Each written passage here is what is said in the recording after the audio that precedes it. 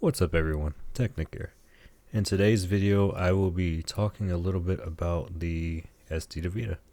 Let's go ahead and get started, shall we?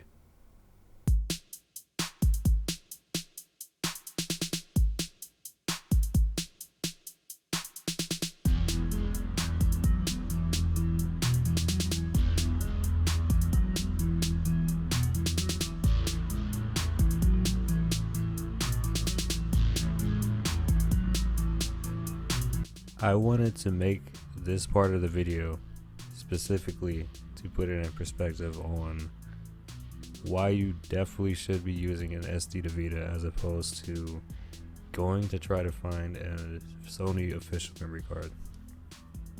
So, when the PS Vita first launched back in about 2011, as you can see on the screen, these were the official Sony manufacturer price for it. The 4GB was $19, the 8GB was about $30, 16GB was $60, and the 32GB was around $100. So when you initially got it from GameStop, however, they increased the price a little bit. So it was actually $30 for the 40GB or for the 4GB, about $45 for the 8GB, which I remember this strictly, that's the one I got.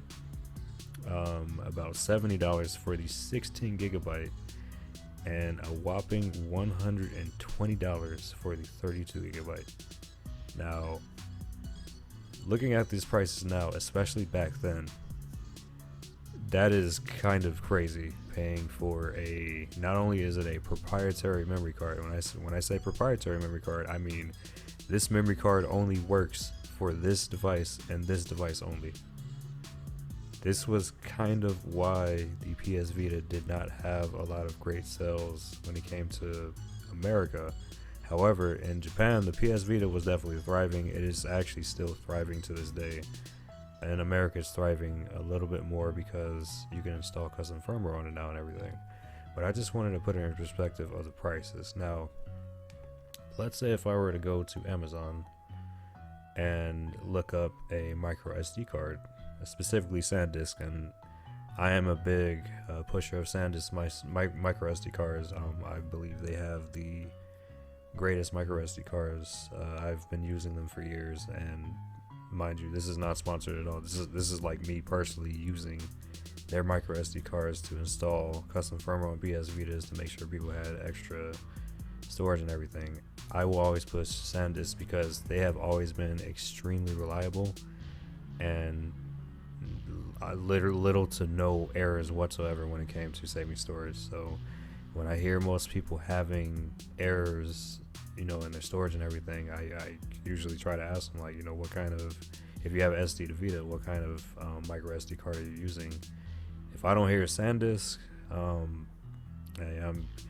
not going to say I'm basing your error off the memory card, but sometimes people they get sold micro SD cards that might not necessarily be of the best quality, and I just push SanDisk just for the simple fact that they have always been reliable to me and have never done me wrong.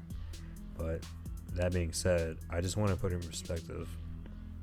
So the first micro SD card that pops up is a 128GB for $30. Let's go ahead and compare the prices, shall we? So the 32GB of the official Sony memory card was being sold for $120. Now, mind you, I haven't even gotten to the SD2Vita yet, because the SD2Vita is actually $7. That is that sounds like a lot better of a price than paying $120. And I mean, I can even take it a step further. Let's say if I wanted to buy a 32GB, apologize for the sound. Let's say if I wanted to buy a 32GB PS Vita memory card. It is being sold on Amazon, and mind you, this is not even an official one. The unofficial one is still being sold for $65.49. Unofficial one, $60. Unofficial one, $60. The official one of an 8 gigabyte is being sold for $48, and this is not even including shipping. So you can kind of, and oh my goodness.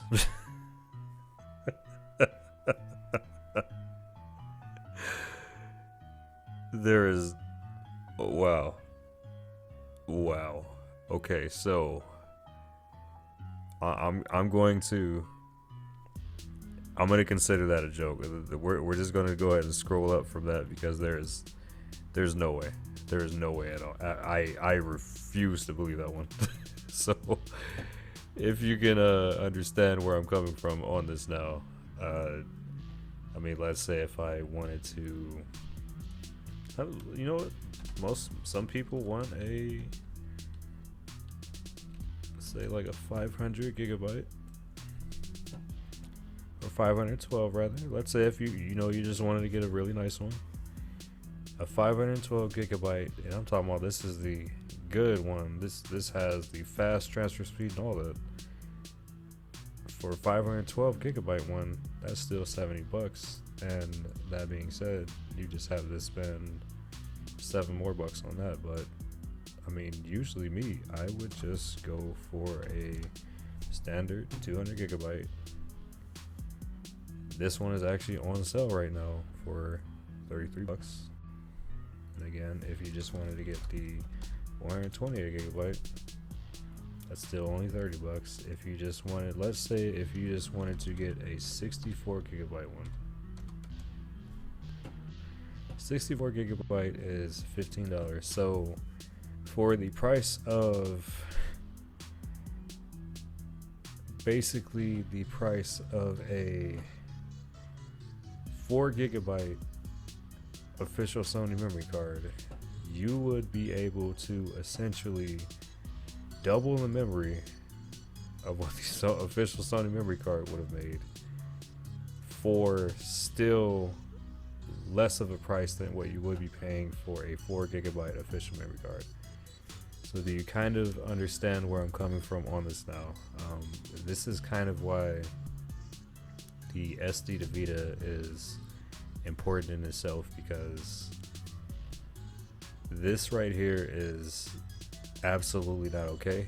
And mind you, I love Sony. I grew up playing from the Sony, like PlayStation 1 all the way up to me having the PlayStation 5, PlayStation Vita. I have a PlayStation Portable. I have PSPs. Like, I grew up playing Sony. When I initially got my first launch model of the PS Vita Wi-Fi 3G model, which I can also show you how much I spent on that. So PS Vita Wi-Fi 3G launch price. Now mind you, the Wi-Fi 3G model was priced at $299.99, and this is when you can get the plan with it. It came, one of them came with like a memory card and all that, and that was the price of that. So the model that I got was the Borderlands model as well, so I actually spent a little bit more than that. But that being said, I paid $300 on launch when the PS Vita first came out. Now, mind you, that is $300. Nowadays, you can probably find a PS Vita on eBay for maybe around like $100. And that being said, you would also just be spending $20 to $22 more on your micro SD card, depending on which size you get, and an SD2Vita, and you can essentially just enjoy your system, you know, for a very reduced price and do a whole bunch of very fun things on it. So I wanted to make this video as not only a preliminary for the next video that I'm going to make, which is how to actually install a SD2Vita the correct way. With this new way to put custom firmware on your PS Vita, it's actually a lot easier. But I wanted to raise awareness because a lot of people, I mean, by now people do know what an SD2Vita is, but they don't necessarily know the history of why the SD2Vita was created. Like, the SD2Vita wasn't just created because, we need more storage and everything. It was created for the sole purpose of people not spending this much. I mean, I just showed you, and I can get to the eBay prices, but it definitely does not. It doesn't really help this case, is what I'm saying. It doesn't really help this case when it comes to the prices of the proprietary memory card. And if there is a Sony developer watching, and mind you, like I said, I love Sony. I grew up playing the games. I still play the games to this day. I will still purchase Sony products and everything from y'all. I hope that this does not happen when it comes to the next Sony handheld being released. I hope that they opt to either having some kind of internal storage. I hope that they don't, and I say this so seriously. Do not do cloud storage. Please do everybody a favor and let us purchase micro SD cards again for your system, and let us expand our own memory. It would just make the experience that much better, and more people would not only buy that system or buy that handle, but you would also be helping a lot of other businesses, create micro SD cards for it and everything. So that being said, and I know there's a lot of logistics with it. I know you have to do quality control. There are some instances where you have to think about, what if their micro SD card makes us look bad, because it says it doesn't work. But at the end of the day, it's their micro SD card. Y'all have nothing to do with that. So I understand that aspect of it too, from like a business point of view. But that being said, it is way better of an option for us to be able to purchase micro SD cards as opposed to purchasing one of these. This right here is just not okay. $120 for a 32 gigabyte card that was insane back then in like 2011. And not only that, it's like, I paid $300 for the Wi-Fi 3G model, and I also treated myself to a 16 gigabyte card. So to give you an idea, and again, I bought Borderlands 2 for the PS Vita as well. So in total, I spent more than what you would pay for a PlayStation 5 now, and I'm talking about like the cheapest base model for a slim, no disk drive, nothing. I could have got a PlayStation 5 as opposed to what I bought for the PS Vita, and all the things included with it. So that being said, the next video will be me teaching you how to install an SD2Vita. Sony, you have honestly done a lot better than this over the years. I'm still a little I was a little hesitant on the PlayStation Portal as well, because it's kind of cloud gaming, but I actually like that for what it does, and especially with the new update where you can have a PlayStation Plus premium subscription, and you can essentially just like play games from it. And the cloud gaming, the streaming is actually really good. I've even tested it on like some of the worst Wi-Fi, and it still kind of holds up to its own. So that aspect of it, yes, I like that. But this right here, don't ever do this again, please. And this is coming from somebody that loves Sony. Please do not ever do anything like this ever again. But that being said, this is Technic.